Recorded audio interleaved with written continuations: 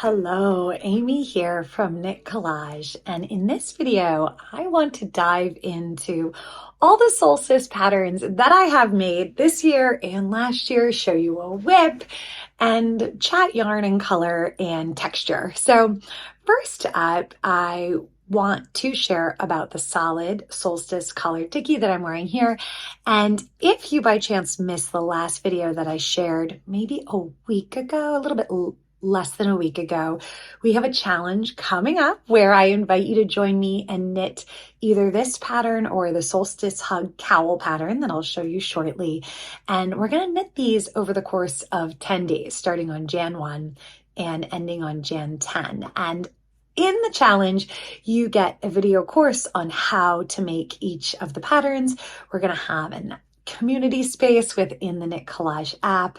And then we're going to have daily Zooms where we can help you with your projects, should you need them, help you troubleshoot, help you fix mistakes, help you get to that coveted within that 10-day period so that you can then start your year with some good knitting mojo and also move on to finish more complex and challenging patterns that resonate with you. All right, so first up, let me show you the collar dicky. This pattern is by Cheryl Kubat, one of our coaches and a designer here at Knit Collage. You can see it's got this really cute little collar that goes up, it folds over. So I think most of the time you're wearing this probably like this under a jacket. Like this is a sweater, so I wouldn't wear it probably under a sweater. I'd wear it under my jacket and over my sweater, but it also, I think, looks pretty darn cute just the way I had it over my sweater too. So this is it. You start by working the collar, the rib collar at the top, and then you knit down, you join to knit in the round, you increase, then you work some rib rounds and you bind off. It's very simple, and you will have that video course to go along with it, and you can come back to that anytime to learn how to do any of the techniques. So we have two kit options available. There's the solid kit. This is the evergreen spun cloud color. I think it's one of my most favorites. I think it kind of acts as a neutral. It somehow goes with everything in my closet, which is fabulous. And then we have an option that's a mixed yarn option, which I'll show you right now. This is that. This uses a spun cloud skein and a mini skein sampler kit. And this is the one where we're really down to very, very few. I can show you this one. This is another solid one. This is the one Cheryl made. And this is our sister yarn and driftwood. I think this is so pretty too for all the neutral girls out there. I love that. So that's that. This is the size 1. I decided to go for the size 1. This is the second time I knit it. I think this one fits me a bit better. I'll show you the size 2 too. So I think if you're in between sizes, my rec is to go with the smaller size. This is the size 2. So I think in hindsight, I probably would have bound off a little earlier and made it a bit shorter, but this is it. I really love the mixed yarn rib collar, especially. That's my favorite part. And let's see, if I were to put it, put this like over my sweater. Let's see if I can do it. You can get an idea of what it looks like in a jacket. Yeah. So it looks kind of like that. So cute. So you just see that popping out here and here. I think that is just ridiculously cute. Cool. So that's the solstice dicky. Now let me show you the one I am working on right now. I'll take this one off.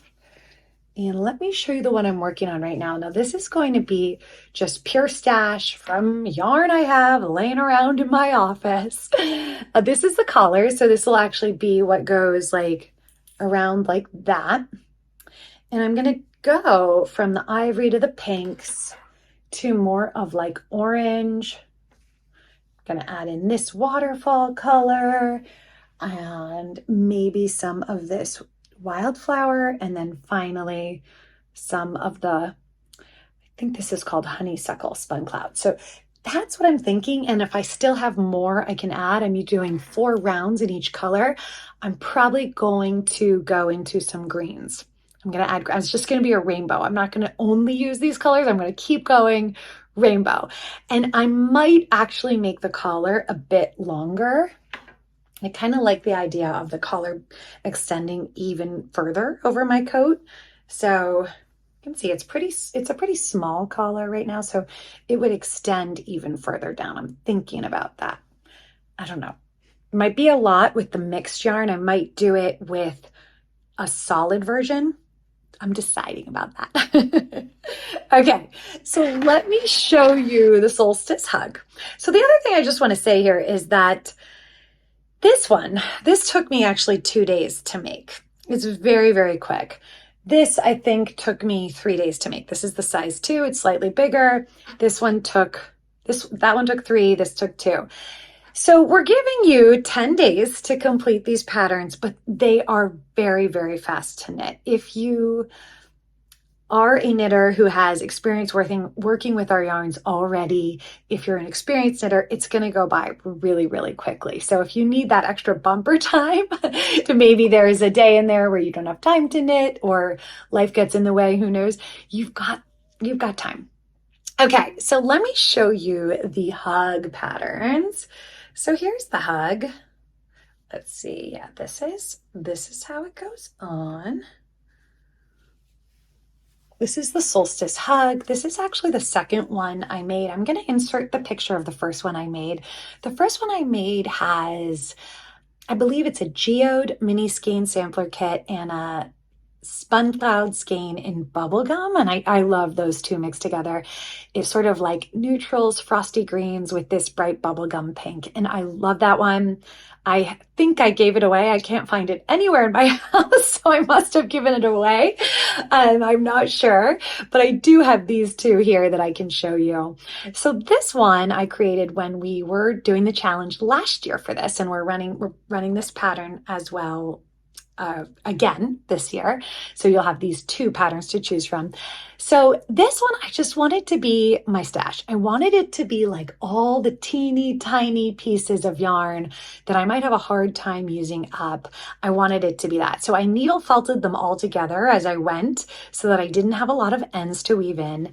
And I really focused on the bright blues. So I used our Happy Dance yarn in Under the Sea, and I used our Spun Cloud in that turquoise color, and then I mixed in, for me, like the neutral was the olive, so you can see some olive in here and some lighter blues like the Breezy Blue Spun Cloud. And I just wanted it to really be a color study on blue, which is one of my favorite colors right now. So that's this one. I did wear this a lot last winter and got a lot of compliments on it. It makes me very happy. There's something about it. It just brings me joy to wear it. Maybe seeing all these different yarns and colors, shades of blue come together. I don't know. All right, let me show you my next one. Here's my next one. This one I did during the challenge last year too.